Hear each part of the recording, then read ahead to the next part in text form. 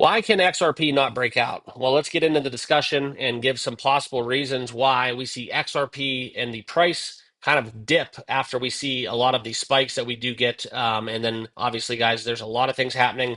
There's a lot of manipulation. I hate using that word, but we are going to use it for this video.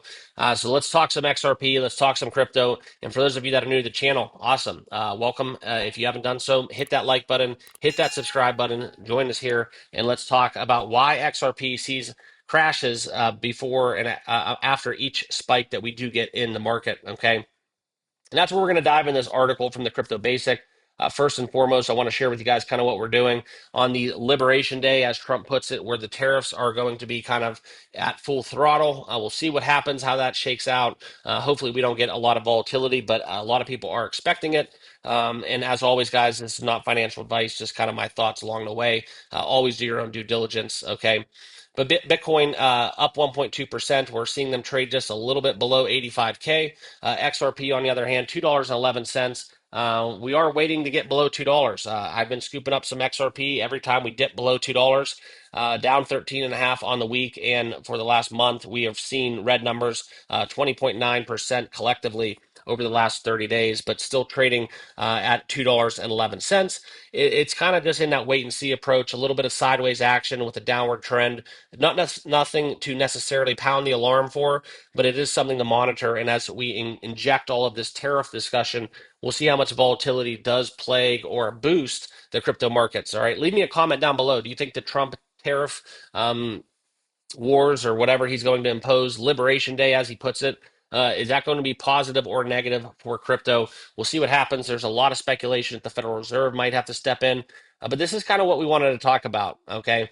The reason why XRP's price crashes after each spike, this is where we talk about kind of the sharp declines after sudden spikes. We saw this very frequently, okay?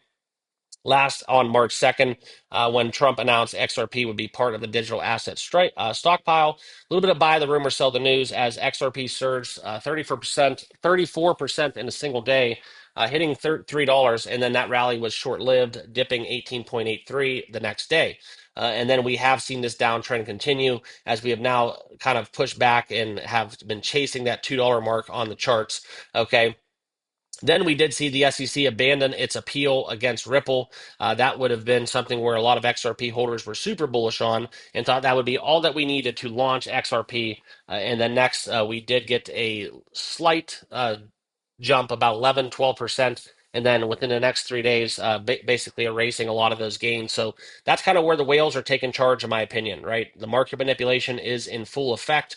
A lot of the reasons why, that's kind of where we look into Vincent Van Code, a software engineer, commenting on how Bitcoin whales might be responsible for the sharp corrections, pointing out a lot of unusual activity within the XRP BTC pair, where we've seen a lot of buy and sells, and those movements have really triggered a cascade of effects as a lot of bots and arbitrage traders have been used to adjust the XRP UST balance. Okay. And that's kind of the quote is it just BTC whales? That's the big question for him. Okay, basically big Bitcoin whales buying and dumping, triggering a cascade effect in the markets that have dipped us and erased a lot of those gains. Okay, and that's the response into a lot of questions.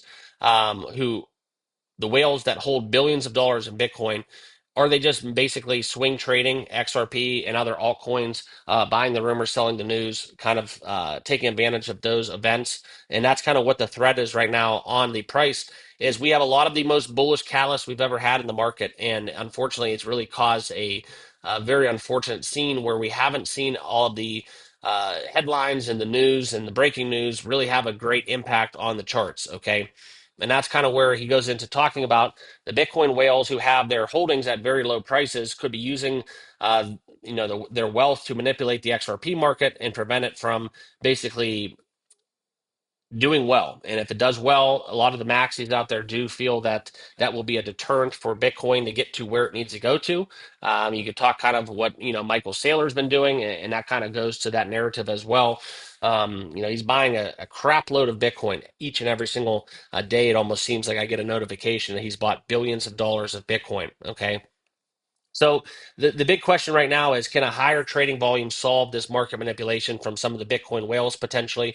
this is something where you need to have trading volumes to kind of counteract these big moves. 40 to $50 billion in trading volume could be sufficient per Van Code. And without a significant increase in volume, XRP could suddenly or could continue to experience these abrupt corrections. It's something where we've had an average of 6 billion in the 24-hour volume since March.